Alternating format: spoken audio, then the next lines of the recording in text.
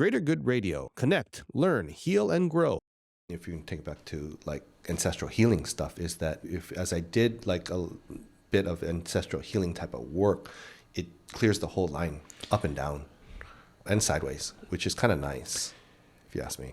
I've experienced, that the whole, like when you heal yourself, you heal 7 generations before you.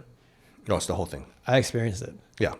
And at first I thought it was just people who are kind of, you're in the Bay Area. I'm surrounded by all these people who are kind of spiritually bypassing, and I thought they were just talking out there, but then I experienced it. Mm-hmm.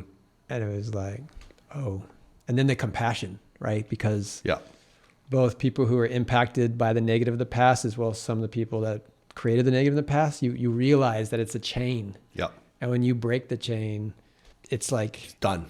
It's done and it heals. Yeah. Like I was in San Francisco, had a former client, their business started having a lot of problems just because just different changes in the market. People they were selling to were getting fired, that kind of thing. And, they were considering shutting down. And, I was meeting with them and all of a sudden just words came to me to kind of be super supportive, whether they decided to shut down or not, but just really support them and their path. And, afterwards I left and I was going to another meeting and all of a sudden I felt Barry. And it was all the things that he said and the quality of his love that he poured into me when I was going through ups and downs in my startup. He's a Series B investor. And it was almost like it was his words and he was talking through me, and I could feel that connection of 3 different generations. His founder's a lot younger. I started crying and I could just feel the generations. And I know he was mentored. And so it was just like that veil, like, is that the right word?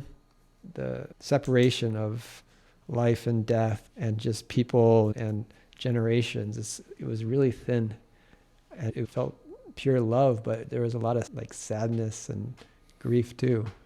So I just sat there like, I'm so lucky. And it was like a pure channel, of love.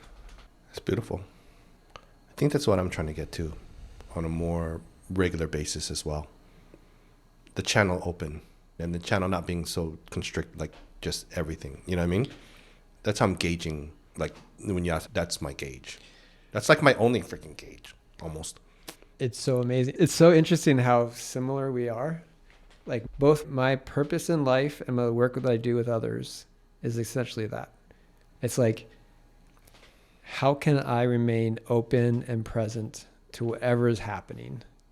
Full range of emotions, sensations, thoughts, instincts, and be present. Mm-hmm. And have an intimate relationship with the unknown as it's unfolding.